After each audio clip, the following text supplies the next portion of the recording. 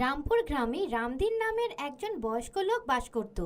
ওর একজন যুবক পুত্র আর 10 বছরের নাতিও ওর সঙ্গে থাকতো। ওরা খুব গরিব ছিল আর মাটির বাড়িতে থাকতো। ওর পুত্র কিছুদিন ধরে খুব অসুস্থ ছিল। বাবা, আমার অসুস্থতা বেড়েই যাচ্ছে। মনে হচ্ছে এখন পৃথিবী ছেড়ে যাওয়ার সময় হয়ে গেছে। আরে এমনটা বলো না বাবা আকাশ, ভগবানের ওপরে বিশ্বাস রাখো।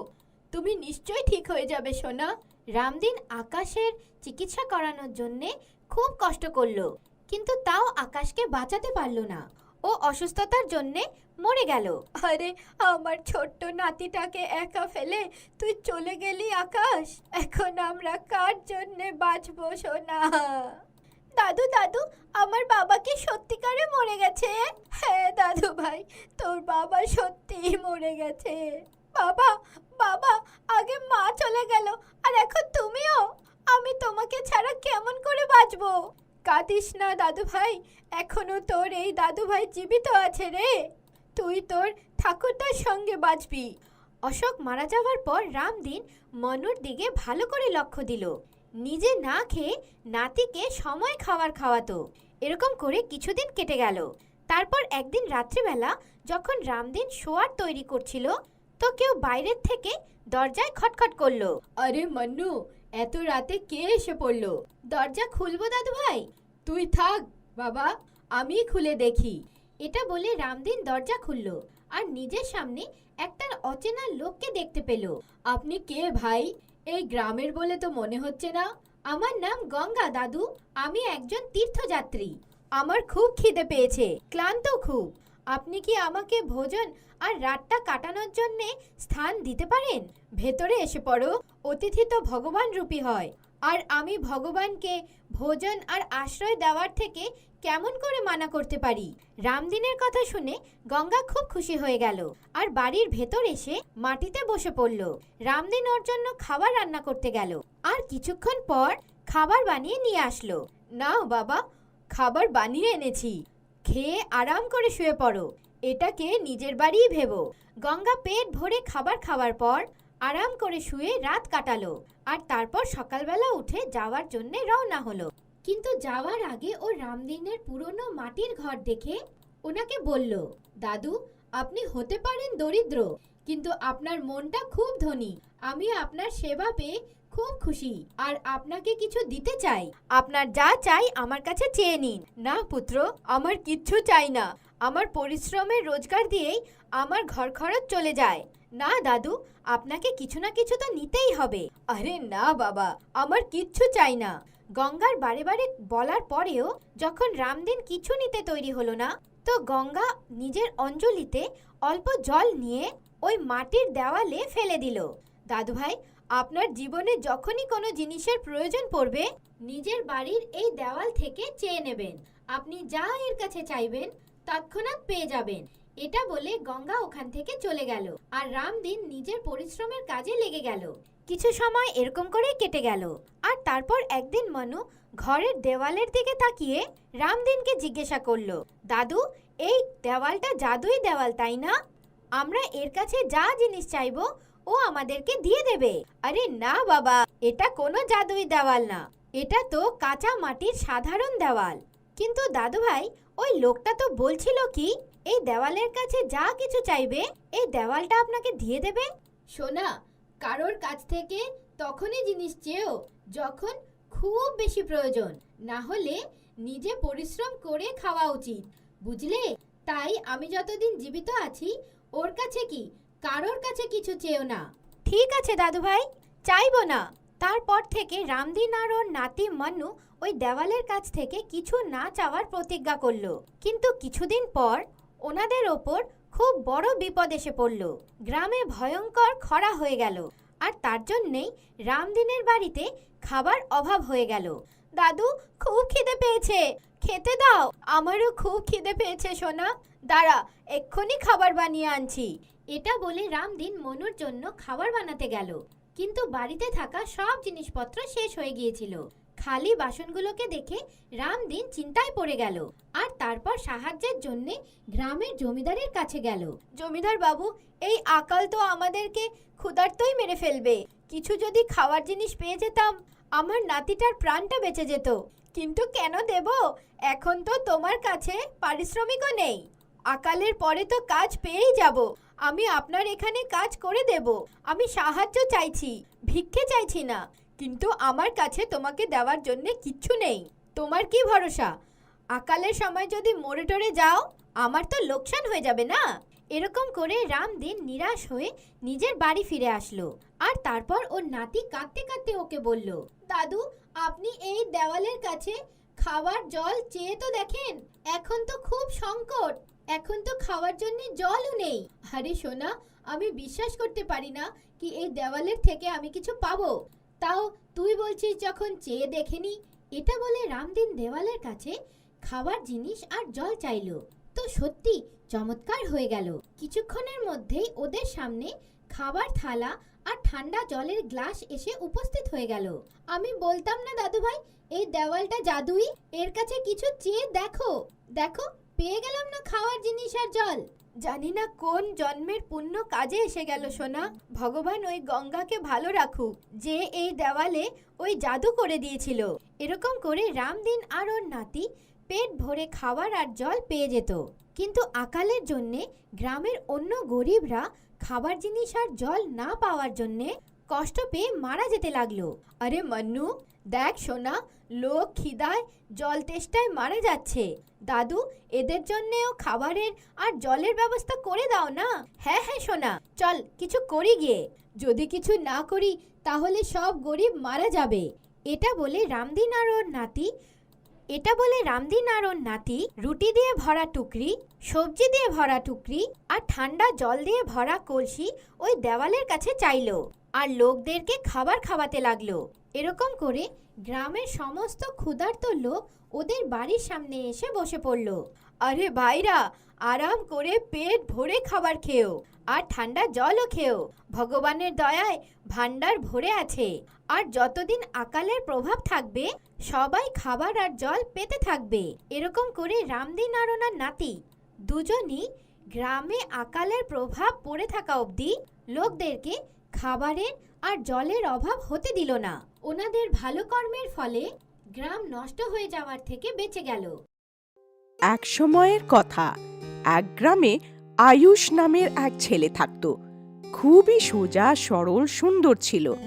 সবার সাথে খুব ভালোভাবে কথা বলতো। ও স্কুলও যেত আর পড়াতেও তুখোড় ছিল। স্কুল ছুটির পর ঠিক সময় ঘরে ফিরত। একবারের কথা ও নিজের বাবাকে বলল, বাবা, আমার একটা নতুন ব্যাগ দরকার। নতুন ব্যাগ? আরে এক্ষুনি তো তোমাকে নতুন ব্যাগ কিনে দিয়েছিলাম। বাবা, এই ব্যাগটা তো ফেটে গেছে। বাবা, আমাদের কাছে অত পয়সা নেই কি আমরা তোমাকে নতুন ব্যাগ কিনে দিতে পারবো। তুমি তো জানো বাড়ির অবস্থা কি। খাওয়ার জন্যও খাবার খুব কষ্টে পাওয়া যায়। আমরা তো খুব মুশকিলে তোমার পড়ার খরচা বের করছি, আর তুমি নতুন ব্যাগ চাইছো। এখন তুমি ভাবো আমরা কি করে আনবো। ঠিক আছে বাবা, কিছু না, আমি এই পুরনো ব্যাগের সাহায্যেই কাজ চালিয়ে নেব। আয়ুষ ঘর থেকে চলে যায়। আয়ুষ নিজের ঘরের অবস্থা জানতো, তাই সে কখনো কিছু চাইতো না। তার জন্যে আয়ুষ ঘরের বাইরে এসে গেল। আয়ুষ নিজের মনে মনে ভাবতে লাগলো, ওর পুরনো ব্যাগ তো ফেটে গেছে, এবার কি করবে? নিজের বই কি করে নিয়ে স্কুল যাবে? এই ভাবতে ভাবতে আয়ুষ চলতে থাকে। আর চলতে চলতে জঙ্গলে পৌঁছে যায়। ও জানতেও পারে না কখন সে নিজের খেয়াল থেকে বার হয়। তখন সে বুঝতে পারে, আরে, আমি কোথায় এসে গেলাম? আরে না, এ তো ঘন জঙ্গল। এখানে যদি কেউ আমাকে খেয়ে ফেলে তাহলে তো জানতেই পারবে না আমার ঘরের লোকেরা যে আমি মরে গেছি। হে ভগবান, আমায় সাহায্য করো। আয়ুষ জোরে জোরে কাঁদতে থাকে। তক্ষুনি গাছের ভেতর থেকে আওয়াজ আসে, বাছা, কি হয়ে গেল? আরে, এই আওয়াজ কোথা থেকে আসলো? আয়ুষ দেখলো হঠাৎ গাছের থেকে একটা দেবতা বেরিয়ে আসলো। আরও আয়ুষকে বলল, আয়ুষ, কি হয়েছে তোমার? তুমি কাঁদছো কেন? আরে, তুমি গাছ থেকে কি করে বেরোলে? তুমি তো কোনো দেবতার সমান মনে হচ্ছ। আমি এই গাছের দেবতা। তুমি একটা ভালো ছেলে। তুমি আমার কাছে এসে কাঁদছিলে, আর আমি কাউকে কাঁদতে দেখতে পারি না। বলো, তোমার কি চাই? গাছ দেবতা, আমার ঘরের অবস্থা একবারেও ভালো নেই। আমার বাবার কাছে এত পয়সা নেই যে আমাকে একটা নতুন ব্যাগ কিনে দেবে। আমাকে একটা নতুন ব্যাগ দিতে পারবে? আরে কেন নয়, তুমি তো আমার ভালো ছেলে। এই নাও তোমার ব্যাগ। এর মধ্যে দেবতা আয়ুষকে নতুন ব্যাগ দিয়ে দেয়। আয়ুষ ব্যাগ নিয়ে খুশি খুশি নিজের ঘরে চলে যায়। আয়ুষের মা ব্যাগটা দেখে আয়ুষকে জিজ্ঞেস করে, আরে আয়ুষ, তুমি নতুন ব্যাগ কোথার থেকে আনলে? মা, তুমি জানো গাছের দেবতা আমাকে এই ব্যাগটা দিল। কিন্তু গাছের দেবতা? এ কোন দেবতা? আয়ুষ, তুমি কারোর ব্যাগ চুরি তো করনি? না না মা, আমার উপরে বিশ্বাস করো, আমি এরকম কিচ্ছু করিনি। তোমার আমার উপরে এতটাও বিশ্বাস নেই? আয়ুষের এরম বলাতে ওর মা ওকে ভরসা করে নেয়। ওকে গাছের দেবতাই ব্যাগ দিয়ে থাকবে। আয়ুষ ওই ব্যাগটাকে পেয়ে খুব খুশি ছিল। আহা, আমার নতুন ব্যাগ! এখন তো আমি নতুন ব্যাগের সঙ্গে স্কুল যাব। আয়ুষ ব্যাগে 2টো বই রাখে, স্কুলের জন্য বেরিয়ে যায়। তখন স্কুলে ব্যাগ খোলে আর দেখে 4টে বই আছে। আরে এ কি? আমি তো 2টো বই ঢুকিয়েছিলাম, 4টে কি করে এসে গেল এই ব্যাগে? মাও না অকারণে আমার বোঝা বাড়িয়ে দিল। স্কুল শেষ হওয়ার পর যখন ও বাড়ি ফেরে, ওর মাকে জিজ্ঞেস করে, মা, আমার ব্যাগে এক্সট্রা 2টো বই কেন রেখেছো? আমার তো আজ 2টো বই দরকার ছিল। বাবু, এটা কি বলছো? আমি তো তোমার ব্যাগে কোনো বই রাখিনি। তো মা, আমি শুধু 2টো বই নিয়ে গেছিলাম, কিন্তু ব্যাগে তো 4টে বই আছে। এ কি করে হতে পারে? তুমি নিজেই দেখে নাও। মা 4টা বই দেখে আশ্চর্য হয়ে যায়। ও এটা দেখে কি ওই সব বই একই রকম। আয়ুষও খুব ভাবনায় ছিল, কারণ ও বুঝতে পারছিল না, ও জানতো না যে ওটা জাদুই ব্যাগ। তার জন্যে ও ব্যাগের উপরে বেশি ধ্যান না দিয়ে ওটা ঘরে রেখে খেলতে চলে যায়। পরের দিন আয়ুষ ব্যাগে 2টো বই আর 2টো পেন্সিল রাখে আর স্কুল চলে যায়। স্কুল যাওয়ার সময় ওর বাবার সাথে রাস্তায় দেখা হয়। বাবা, আপনি সবজি নিয়ে আসছেন? হ্যাঁ বাবা, আমি সবজি নিয়ে আসছি। বাবা, আমার জন্য 2টো পেন্সিলও নিয়ে আসবে। আমার 2টো পেন্সিল খুব ছোট হয়ে গেছে, কখনো শেষ হয়ে যেতে পারে। আয়ুষ, তোমার তো খরচাই কমছে না। এখনই তো এত টাকার সবজি এনেছি, এখন পেন্সিলের জন্য আর আমার কাছে কোনো টাকা নেই। ঠিক আছে বাবা, তোমার কাছে যখন পয়সা হবে তখন পেন্সিল নিয়ে আসবে। ঠিক আছে, স্কুলে যাও তুমি। আয়ুষ মন খারাপ হয়ে নিজের ঘরে চলে আসে আর নিজের ব্যাগ থেকে পেন্সিল আর বই বের করতে থাকে। তখনই সে দেখে যে ওর ব্যাগে 2টো পেন্সিলের জায়গায় 4টে পেন্সিল। আয়ুষ তা দেখে খুশি হয়ে যায়, আরও বুঝে গেল যে কোনো সাধারণ ব্যাগ না, ওটা জাদুই ব্যাগ। ওর মধ্যে যাই ঢালা হোক তার দ্বিগুণ হয়ে যাবে। এখন তো আয়ুষ মায়ের দেওয়া পয়সাও রেখে দেয়, আর ওই পয়সাও 1 সিক্কার জায়গায় 2 সিক্কা হয়ে যায়। এখন তো আয়ুষের কিছু কম ছিল না। যেমনই তার পেন শেষ হতে যেত, ও ব্যাগে রেখে দিত, আর ওটা 2টো হয়ে যেত। আস্তে আস্তে সে বন্ধুদেরও সাহায্য করতে লাগলো। একদিন যখন আয়ুষ ক্লাসে বসেছিল, ও দেখল রিনা জোরে জোরে কাঁদছিল। রিনা, তুমি কাঁদছো কেন? কি বলি আয়ুষ, আমার রাব্বার শেষ হয়ে গেছে, এখন আমি কি করে মেটাবো? দাও, তোমার পুরনো রবারটা দাও। আয়ুষ ওর রাব্বার নিয়ে নিজের ব্যাগে ঢুকিয়ে দেয়। পরের দিন আয়ুষ 2টো রাব্বার পেয়ে যায়। আয়ুষ একটা রাব্বার রিনাকে দিয়ে দেয় আর একটা নিজের কাছে রাখে। রিনা রাব্বার পেয়ে খুব খুশি হয়ে যায়। এখন তো ক্লাসের সব বাচ্চা নিজের অসুবিধা নিয়ে আয়ুষের কাছে আসে। ঘরেও যদি কিছু শেষ হয়ে যায় তো আয়ুষ ওটা ব্যাগে রেখে দেয়, আর ওটা দ্বিগুণ হয়ে যায়। কখনো সে মার চুড়ি ব্যাগে রাখে, তো কখনো মার টিপ। আরে বাহ, আজকাল তো আমার টিপ শেষই হয় না, আমার কাছে নতুন চুড়িও এসে গেছে। আয়ুষ, তুমি এটা কোথার থেকে নিয়ে এসেছো? মা, এটা তো জাদু ব্যাগের চমৎকার। তুমি আর তোমার বাজে কথা, আমার তো বিশ্বাসই হচ্ছে না। কোনো ব্যাপার না মা, তুমি চুড়ি পরে খুশি থাকো। আয়ুষ অনেক খুশি ছিল, কারণ সে সবার সাহায্য করতে পারত। কিন্তু ওর এক বন্ধু প্রতিবেশী শিবা ওর থেকে খুব জ্বলছিল। ও একেবারে পছন্দ হচ্ছিল না যে সব জায়গায় আয়ুষের চর্চা হচ্ছিল। তার জন্যে সে আয়ুষের ঘরে গেল আর আয়ুষের জানলার থেকে ওর জাদুই ব্যাগ দেখে নিল। এখন আমি ওকে দেখাচ্ছি, এখন থেকে এই ব্যাগটা আমার, এ আর কোনো জাদু করতে পারবে না। শিবা আয়ুষের জাদুই ব্যাগ চুরি করে নিল। আয়ুষ খুব চিন্তিত হয়ে গেছিল। ওর জাদুই ব্যাগ সব জায়গায় খুঁজছিল। মা, আমার জাদু ব্যাগ কোথায় গেল? এখানেই কোথাও হবে।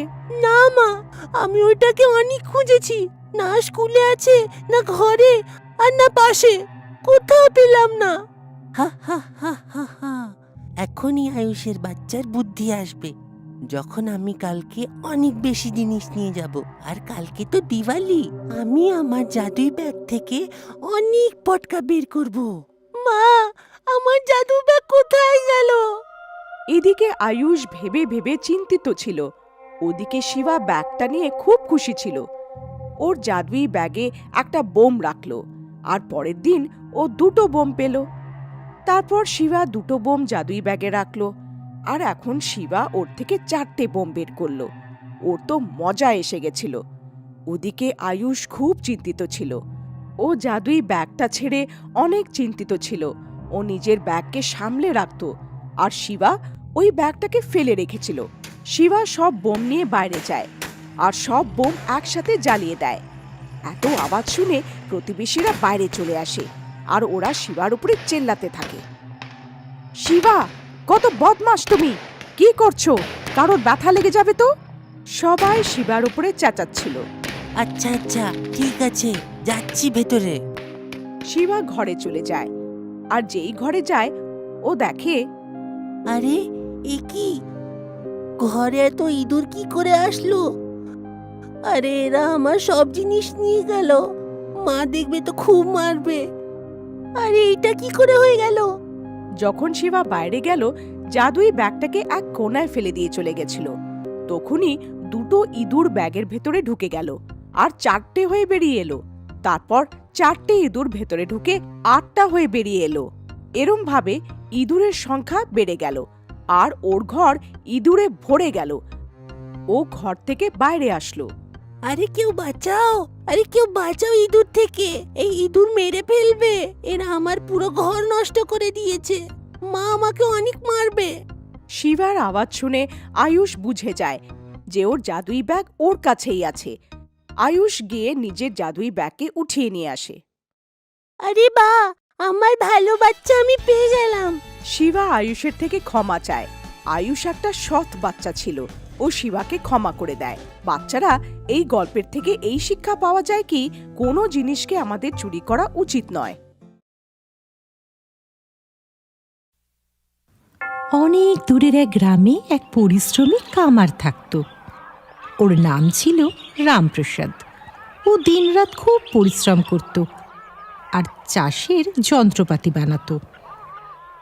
ওর একটা ছোট্ট সুখী পরিবার ছিল, তাতে ওর 2টো বাচ্চা আর বউও ছিল। একদিন সকালবেলা রামপ্রসাদ ওর বউকে ডেকে বলল, শোনো, তাড়াতাড়ি কিছু রুটি বানিয়ে দাও, আমি বাজারের দিকে যাব, আর মনে হচ্ছে আজ আমার ফিরতে রাত হয়ে যাবে। কিছুক্ষণ পরে খাবার আর জল নিয়ে ও বাজারের পথে রওনা হলো। বাজারের রাস্তা একটা ঘন জঙ্গলের মধ্যে দিয়ে যেতে হতো। কিছুটা দূর যাবার পর রামপ্রসাদ দেখল এক বৃদ্ধ ব্যক্তি ভগবানের নাম জপ করছে আর জোরে জোরে হাসছিল। ও উনার কাছে গেল আর বলল, বাবাজি, কি ব্যাপার? আপনি এত হাসছেন কেন? তখন বাবা বললেন, আরে বাবা রামপ্রসাদ, এসো, আমি তোমারই অপেক্ষা করছিলাম। রামপ্রসাদ চমকে যায়। বাবাজি বলে, রামপ্রসাদ, তুমি কি তোমার খাবার থেকে আমাকে একটু খাবার খাওয়াতে পারো? আমার খুব খিদে পেয়েছে। রামপ্রসাদ খুশিতে উত্তর দেয়। নিশ্চয় বাবাজি। আর রামপ্রসাদ পুঁটলি থেকে কিছু রুটি বার করে বাবাজিকে খাবার জন্য দেয়। কিছুক্ষণ বাদে বাবাজি রামপ্রসাদের কাছে আরও রুটি চান আর রামপ্রসাদ তার ভাগের রুটিও ওনাকে দিয়ে দেয়। আর বাবাজিকে বিদায় জানিয়ে ও বাজারের দিকে রওনা হয়। কিছু দূর যাবার পর বাবাজি পিছন থেকে ডেকে বলে, রামপ্রসাদ, ও রামপ্রসাদ, তুমি তো সব রুটি আমাকে খাইয়ে দিলে, এবার তুমি কি খাবে? রামপ্রসাদ উত্তর দেয়, বাবাজি, আপনি আমার চিন্তা করবেন না, আমি বাজারের দিকেই যাচ্ছি। আমি ওখানে কোনো দোকান থেকে খেয়ে দিয়ে নিজের পেট ভরাতে পারবো। আপনি নিশ্চিন্ত মনে থাকুন। রামপ্রসাদের এই কথা শুনে বাবাজি খুব খুশি হন আর রামপ্রসাদকে একটা হাতুড়ি দেন আর বলেন, এই নাও, এটা তোমার অনেক কাজে আসবে আর এটা তোমার অনেক সাহায্যও করবে। এটা দেখে রামপ্রসাদ খুব চমকে যায় আর জিজ্ঞেস করে, এই হাতুড়িটা আমাকে কেন দিচ্ছেন বাবাজি? বাবাজি বলেন, কারণ বাবা, তুমি আমার মতো ফকিরকে দয়া করেছো আর নিজের খাবার দিয়ে একজন ভালো মানুষ হবার পরিচয় দিয়েছো। আর এই হাতুড়ি কোনো সামান্য হাতুড়ি নয়, এটা খুবই চমৎকার জিনিস। এটা আমাকে আমার গুরুদেব দিয়েছিলেন আর এখন এটা আমি তোমাকে দিচ্ছি। কখনো এর অন্যায় প্রয়োগ করো না, আর দেখো এটা যেন কখনোই কোনো অসৎ হাতে না পড়ে। এটা বলেই হঠাৎ বাবাজি অদৃশ্য হয়ে যান। এসব দেখে রামপ্রসাদ ওই হাতুড়িটা নিয়ে বাজারের পথে রওনা হলো। পরের দিন থেকে রামপ্রসাদ হাতুড়ি নিয়ে ওর দোকানে কাজ শুরু করে। যেই ওই হাতুড়ি কোনো লোহার ওপর পড়তো তো সেটা নিজে থেকেই বাসনে রূপান্তরিত হতো, কখনো চাষের সরঞ্জাম নিজে থেকেই তৈরি হয়ে যেত। এটা দেখে গ্রামের লোক খুব আশ্চর্য হয়ে গেল। যে ক্রেতার যেরকম সরঞ্জাম চাই সেই মতো কাজ ওই হাতুড়িটা করে দিত। রামপ্রসাদ ওর হাতুড়িটা নিয়ে খুব খুশি ছিল। একদিন গ্রাম প্রধান রামপ্রসাদকে তার ঘরে ডেকে পাঠায় আর বলে, রামপ্রসাদ, তুমি তো জানো গ্রামবাসীদের শহরে যেতে কত কষ্ট হয়, 2 দিন লেগে যায়। তোমার কাছে যে জাদু হাতুড়ি আছে সেটা দিয়ে তুমি পাহাড় ভাঙতে আমাদের সাহায্য করবে কি আর গ্রামের মানুষের খুশি আনতে পারবে কি? রামপ্রসাদ বলে, নিশ্চয় মোড়ল মশাই, আমি তো গ্রামের জন্য সবকিছু করতে পারবো। মোড়ল মশাই ওকে ওই পাহাড়ের কাছে নিয়ে যায়। রামপ্রসাদ ওর জাদু হাতুড়িকে আদেশ দেয়, হে জাদু হাতুড়ি, যাও ওই পাহাড়ের ছোট ছোট টুকরো করো। হাতুড়ি ওখান থেকে ওড়ে আর দেখতে দেখতে পাহাড়কে ভেঙে ফেলে। শীঘ্রই গ্রামবাসী ওই জায়গায় মাটি আর জল ফেলে একটা সুন্দর রাস্তা তৈরি করে। মোড়ল মশাই রামপ্রসাদকে বাহবা দিয়ে বলে, আজ তোমার জন্য এই কঠিন কাজটা সফল হলো, পুরো গ্রামের তুমি গর্ব। ঘরে ফিরে রামপ্রসাদের মনে একটা কথা আসে। ও ভাবতে থাকে, প্রথম কথা হলো পরিশ্রমের কাজ তো হাতুড়ি করেছে। দ্বিতীয় কথা হলো নতুন রাস্তার ফলে যে লাভ হবে তার সমস্ত গ্রামবাসীরাই পাবে, তাহলে আমার কি লাভ? হতাশ হয়ে ও আবার জঙ্গলের দিকে যায়। কিছু দূর যাবার পর রামপ্রসাদ ওই বৃদ্ধ ব্যক্তিকে আগের জায়গাতেই দেখে। রামপ্রসাদ ওই বৃদ্ধ ব্যক্তিকে তার সব ঘটনা বলে। পুরো ঘটনা শুনে ওই বৃদ্ধ ব্যক্তি রামপ্রসাদকে ওই হাতুড়ির বাস্তবায়িকতা বুঝিয়ে বলে। হাতুড়ির প্রয়োগ বল দিয়ে নয়, বুদ্ধি দিয়ে হয়। উনি রামপ্রসাদকে বোঝান হাতুড়ির একটা নয়, অনেক কাজ আর লাভ আছে। এরপর রামপ্রসাদ বুঝতে পারে এটার প্রয়োগ কিভাবে করতে হবে। ও ওই হাতুড়ির প্রয়োগ শুধু চাষের সরঞ্জাম বানাতেই নয়, আলাদা আলাদা জিনিস বানাতে আর ভাঙতেও করতে লাগলো। আর বাসন ইত্যাদি বানাতে বানাতে দেখতে দেখতে রামপ্রসাদ খুব বড়লোক হয়ে গেল আর ওর স্বপ্নও পূরণ হলো। তাহলে বাচ্চারা, আজ আমরা কি শিখলাম? আমাদের কাছে যা জিনিস আছে তার মূল্য আমাদের বোঝা উচিত।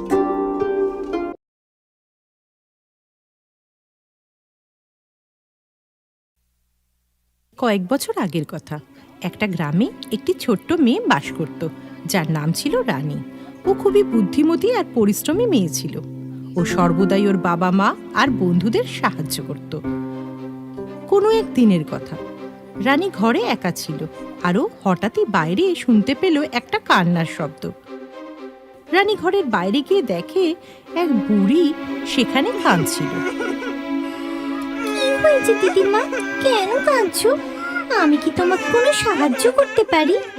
মা, আমার খুব খিদে পেয়েছে।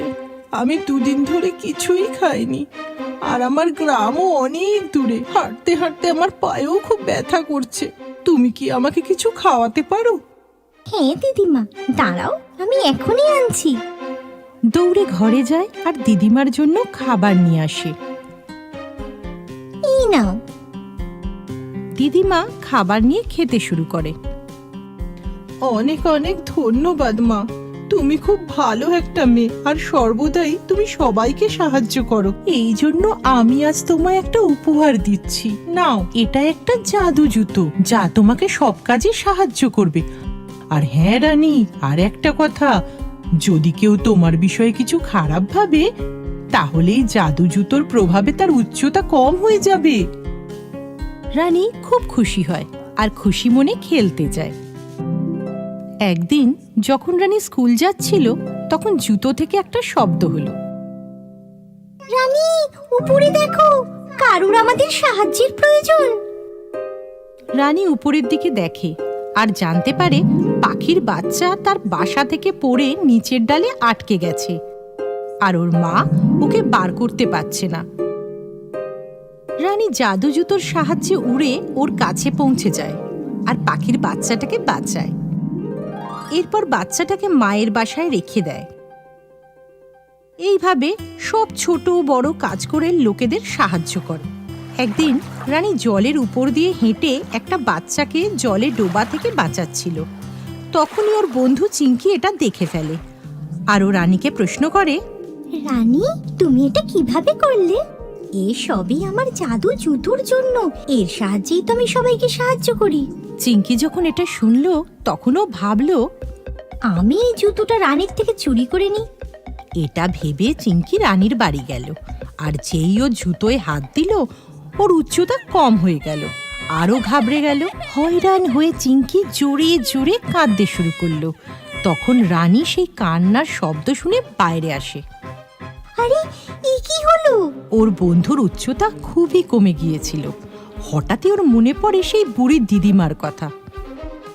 যেই তোমার বিষয়ে খারাপ ভাববে, তার উচ্চতা কমে যাবে। নিশ্চয়ই চিঙ্কি কিছু খারাপ ভেবেছে। রানী চিঙ্কিকে জিজ্ঞাসা করে, চিঙ্কি, তুমি আমার বিষয়ে কি কিছু খারাপ ভেবেছিলে? না না, এমন কিছু নয়। আমি তো তোমার কাছে এসেছিলাম, আর যেই আমি তোমার ঘরে পা দিয়েছি, আমার উচ্চতা কমে গেল। আমি তো ভাবতাম তুমি আমার খুব ভালো বন্ধু, কিন্তু নিশ্চয়ই তুমি আমার বিষয়ে কিছু খারাপ ভেবেছিলে, তাই তোমার উচ্চতা কমে গেছে। হঠাৎ চিঙ্কি জোরে জোরে কাঁদতে থাকে আর কাঁদতে কাঁদতে রানীকে বলে, এই তো আমিও জানি না। দুজনে মিলে ভগবানের কাছে প্রার্থনা করে আর দাদিমার কথা ভাবে, যে এই জুতোটা দিয়েছিল। মেয়ে দুটি জুতোটা সামনে রেখে হাত জোর করে প্রার্থনা করে, ও দিদিমা, তুমি আমার বন্ধুকে কি ক্ষমা করতে পারো? আমার বন্ধু আমার বিষয়ে খারাপ ভেবেছে। তখনই দিদিমা সেখানে প্রকট হয় আর চিঙ্কিকে বলে, চিঙ্কি, তুমি রানীর খুব ভালো বন্ধু, কিন্তু তুমি রানীর জিনিস চুরি করার চেষ্টা করেছো। এটা খুবই খারাপ ব্যাপার। দিদিমা, আমাকে ক্ষমা করে দাও। আমি আজ থেকে রানী বা অন্য কোনো বন্ধুর কোনো জিনিস চুরি করব না, আর এই বিষয়ে ভাববও না। ঠিক আছে চিঙ্কি। এই বলে দিদিমা ওকে ঠিক করে দেয়, আরও আগের মতন হয়ে যায়। এটা দেখে রানী খুব খুশি হয় আর দিদিমাকে ধন্যবাদ দেয়। বাচ্চারা, এই গল্পটা থেকে আমরা কি শিক্ষা পাই? আমাদের কারো বিষয়ে খারাপ ভাবা উচিত নয়, আর কারো জিনিস চুরি করার চেষ্টা করাও উচিত নয়।